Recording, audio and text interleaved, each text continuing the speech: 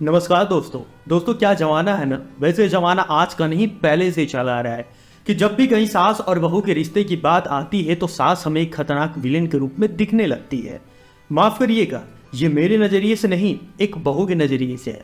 इसके पीछे की एक वजह होती है महिलाओं का अपनी खड़ूस सास को लेकर बातें करना और शादी से पहले दूसरी लड़कियों को सास को लेकर सावधान रहने की सलाह देना। और वही दूसरी वजह होती है भारतीय टीवी के ड्रामेटिक सीरियल, जिनमें ज्यादातर समय सास के कैरेक्टर को कुटिल या फिर गुस्सैल पर्सनैलिटी के रूप में दिखाया जाता है। लेकिन जब सास और बहू के बीच नहीं बनती तो क्या उसमें गलती हमेशा सिर्फ सास की होती है? क्या सास के साथ हमेशा निगेटिव बातें जोड़ना सही है? क्या सिर्फ सास को ही विलेन बना देना सही है? जब देखो तब उनको खड़ूस सास बोल देना सही है? खैर जो भी हो, आज हम एक सास की तरफ से बात करने वाले हैं जिन्हें उनको उनकी एक आदर्श और समझदार बहू खड़ूस सास बोला करती है।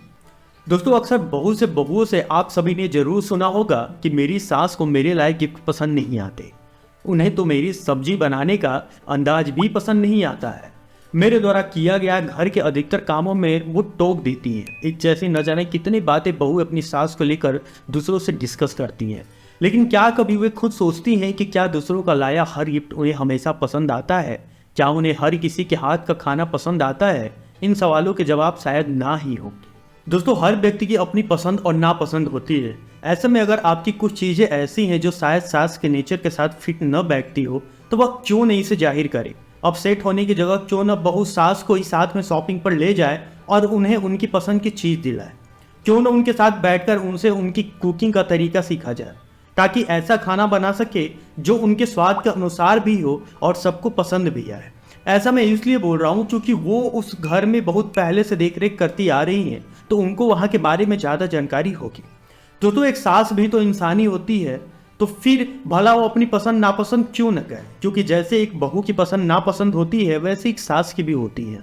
दोस्तों हर एक बात में एक सास को गलत ठहरा देना कहीं से भी सही नहीं है। सच तो ये है कि ताली दोनों हाथ से ही बजती है।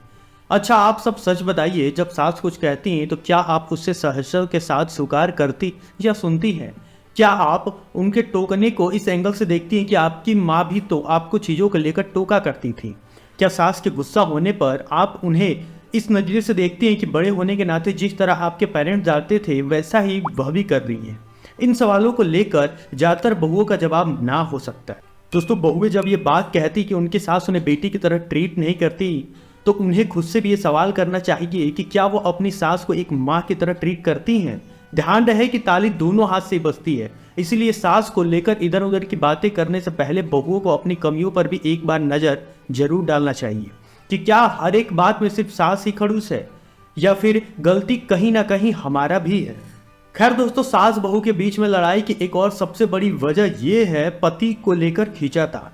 मेरे पति तो मुझसे ज़्यादा माँ के साथ ही समय बिताते हैं। मेरे पति तो यह सब्जी सिर्फ अपनी माँ के हाथ की बनी खाते हैं, जैसे मैं अच्छा खाना बना ही नहीं पाती। इस तरह के ताने कई महिलाएं अपने पति को मारती हैं। लेकिन अगर ठंडे दिमाग से सोचा जाए तो क्या यही बहुएं अपने मायके में जाने पर अपनी माँ के हाथ की बनी कोई खास सब्जी खाना पसंद नहीं करती हैं? क्या वे नहीं चाहती कि उनके भाई शादी के बाद भी माता पिता के साथ वैसे ही बने रहे जैसे शादी से पहले थे? अगर आप खुद को और अपने पेरेंट्स को लेकर इतनी आशाएं रखती हैं तो फिर इन्हीं चीज़ों को ससुराल के एंगल से सोचते हुए आप इतनी निगेटिव क्यों हो जाती हैं? क्या बेटा होने के नाते आपके पति को अपनी माँ के महत्व नहीं देना चाहिए?